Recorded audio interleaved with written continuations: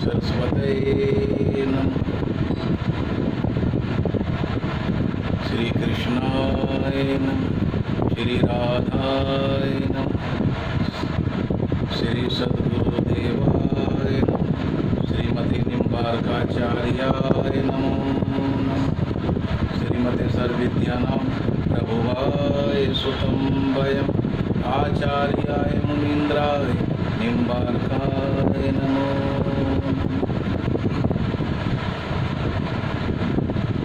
आप सभी भक्तों को मेरा प्यार भरा राधे। जोर से बोलना पड़ेगा, राधे राधे। आज हमारे साथ बहुत सज्जन परिवार बैठे हुए हैं, भक्त बैठे हुए हैं, बल्कि आध्यात्मिक भाषा में कहूँ तो संत बैठे हुए हैं, जिन्होंने कभी जीवन में हमेशा भगवान के प्रति जागरूक रहे, भगवान की भक्ति में लीन रहे और अपने पुत्र को भी भगवान की भक्ति की तरफ लगा दिया। भले ही हमारे पास पैसा ना हो, लेकिन संस्कार की दौलत अगर हम अपने बच्चों को देकर जाते हैं तो मेरा मानना है कि कहीं ना कहीं अगर धन दिया हुआ हमारा हाथ का बच्चों को, वो कहीं ना कहीं उस बच्चे को धन को बिगाड़ सकते हैं, वो किसी न किसी और कार्य में लगा सकते हैं। लेकिन संस्कार की जो दौलत है वो मेरा मानना है, वो अगर सच्चे बच्चों के अंदर अच्छे संस्कार दे गए हम तो वो दिन पे दिन बढ़ती है संस्कार की। और हमारे साथ बैठे हुए हैं परिवार, आपको सुना हो राम प्रकाश गोयल जी, आप और जब भी आध्यात्मिक कोई भी कार्य होता है, और ये परिवार ऐसा परिवार है कि हमारे साथ कंधे से कंधा मिलाकर चलते हैं, और जैसा भी बनता है, टूटा फूटा जो भी बनता है, और भगवान के प्रति हमेशा समर्पित रहते हैं। आज एक कथा के माध्यम से मैं समझाना चाहूँगा कि अधिकतर जो लोग हैं वो ये सोचते हैं कि धर्म कर्म करना या पूजा पाठ करना ये सिर्फ बुढ़ापे का काम है,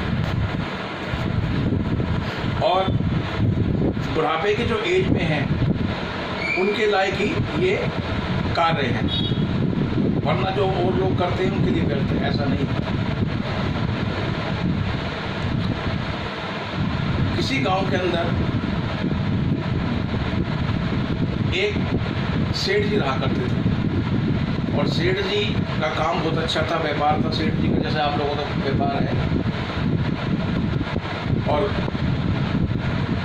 गांव के बाहर शहर के अंदर सेठ जी की दुकान थी, बहुत अच्छी दुकान चलती थी, और दिन दोगुनी रात चौगुनी दुकान तरक्की में रहती थी। अब सेठ जी सुबह नहा धो के जाते और दुकान खोलते, शाम को अपने घर आते। रास्ते में कोई भी मिलता, राधे राधे राम राम बोलते, तो कोई उनकी राम राम को लेता नहीं था, स्वीकार नहीं।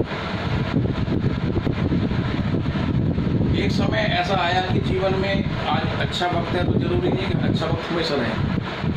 अब बुरे दिन, बुरा वक्त भगवान के ऊपर भी आया। हम तो इंसान हैं। जिस समय भगवान श्री राम को 14 वर्ष का वनवास हुआ, उसी पल उनको राज्याभिषेक होना था। लेकिन वक्त की आप करवट देखो, वक्त ने कैसी करवट बदली कि उसी समय उसी क्षण उनको वन गमन हो।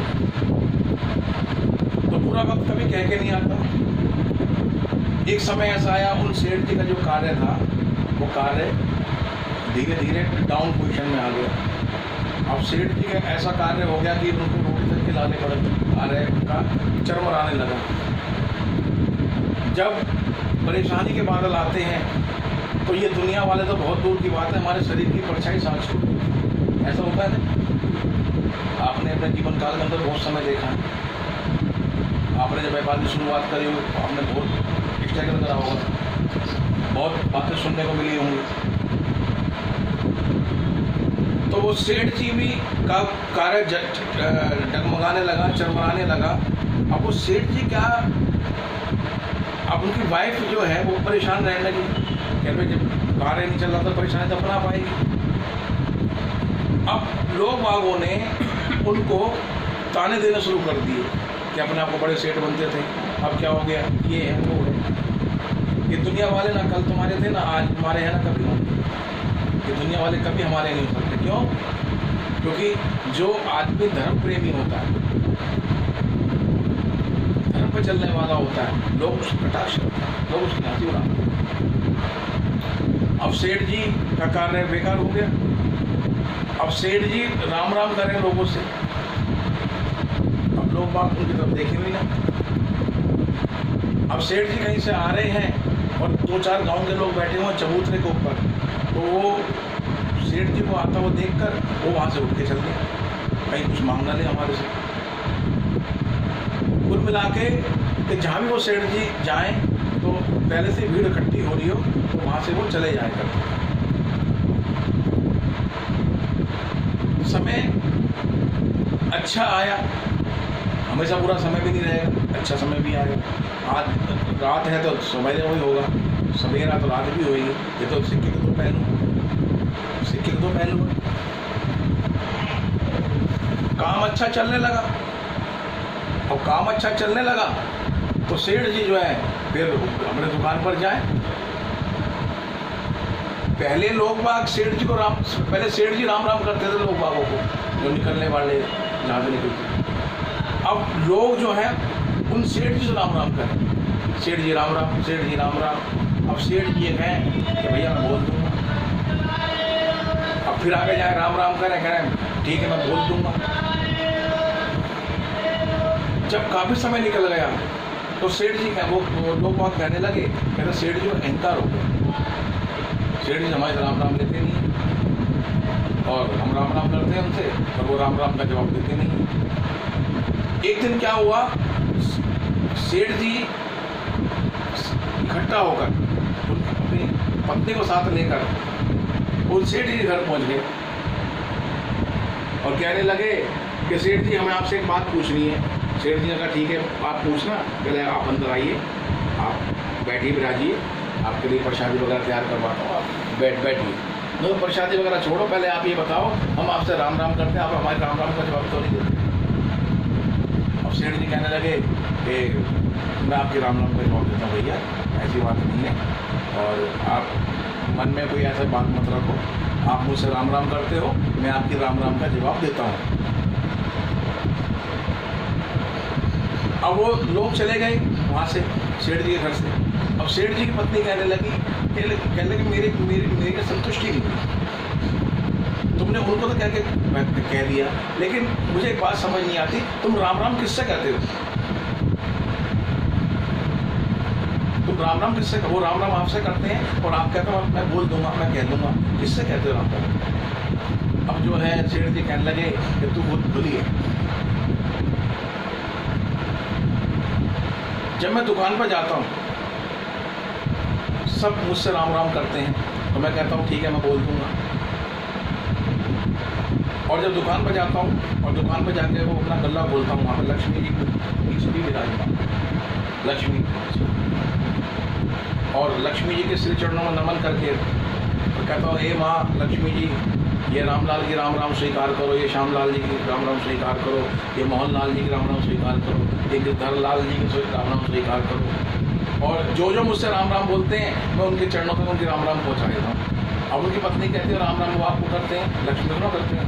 कहना तो बोली है, वो मुझे राम राम नहीं करते हैं, वो राम राम लक्ष्मी को करते हैं, जो लक्ष्मी मेरे पास कुछ समय के लिए चली गई थी। जब काम कार्य मंदा होता है तो आदमी का चल मारा जाता है। तो जब मैं इनसे राम राम करता था, इनमें तो कोई सा राम राम नहीं करता था मुझसे। और जब पैसा आया मेरे पास में तो ये लोग राम राम करने लगे। मतलब ये है कि पूछ पैसे की है, आपकी नहीं। बहुत से लोग कहते हैं समाज में हमारी बहुत पूछ है, समाज में बहुत, ऐसा नहीं है। वो जो तेरे पास 4 पैसे इकट्ठे हो रहे हैं ना, उसकी पूछ है। आज वो 4 पैसे अगर तेरे पास ना रहे तो कोई धेले का ना पूछे, घर में ना पूछे, पत्नी ना पूछे कोई। तो आज के समय में लक्ष्मी में कौन सी लक्ष्मी? जो नारायण के साथ लक्ष्मी है। हमेशा वो लक्ष्मी के लिए कहो, भगवान से प्रार्थना करो, ये लक्ष्मी मैया आप हमारे घर में उसी रूप में आओ जैसे नारायण के साथ लक्ष्मी आती। अकेली लक्ष्मी की पूजा कभी नहीं करनी चाहिए। और मैं आप सब लोगों से भी कहता हूँ कि आज जितने भी धर्म के कार्य होते हैं, इसमें अधिकतर वैश्य समाज सर्वप्रथम सबसे आगे होता है। 4 वर्ण हैं, चारों वर्ण अपने आप में सक्षम है। ब्राह्मण मुखवासिना, ब्राह्मण को मुख के द्वारा, क्षत्रिय को बल के द्वारा और वैश्य को धन के द्वारा और शूद्र को चरणों के द्वारा यह सेवा दी गई। और आज आप बहुत संपन्न परिवार है, मैं आज बैठा हूँ। और आज जो ठाकुर जी ने जो 4 चरण बनाए थे धर्म के, उसमें से एक परिवार मुझे ऐसा ही मिला हुआ है, हमारे गोयल साहब जी का। और मैं इनको साधुवाद देता हूँ और हमेशा धर्म के कार्य के लिए हमेशा आगे रहते हैं। इनकी पत्नी मतलब ये भी धर्म के कार्य के लिए इतनी आगे रहती हैं। इनके एक पुत्र हैं, अभी तक भी हुआ, इनके एक पुत्र है, नाम बताओ बेटा अपना। गौरचंद्र। आप घुमा लो। तो ये परिवार है, ये बहुत सज्जन है। आप कुछ विचार रखना चाहेंगे कुछ थोड़ा सा? तो मैं इनको साधुवाद देता हूँ। भगवान को हमेशा दीर्घायु दे और भगवान इनको दिन दुगनी रात चौगनी व्यापार में, कार्य में, जो भी ये कार्य अपना का कार्य है उसमें तरक्की दें और भगवान उनको खूब खुश रखे और खूब भंडार इनके महालक्ष्मी ऐसी बढ़ती रहे। और यही भगवान श्री चरणों में प्रार्थना है कि इन पर अपनी कृपा बनाए रखें। राधे राधे। जोर से।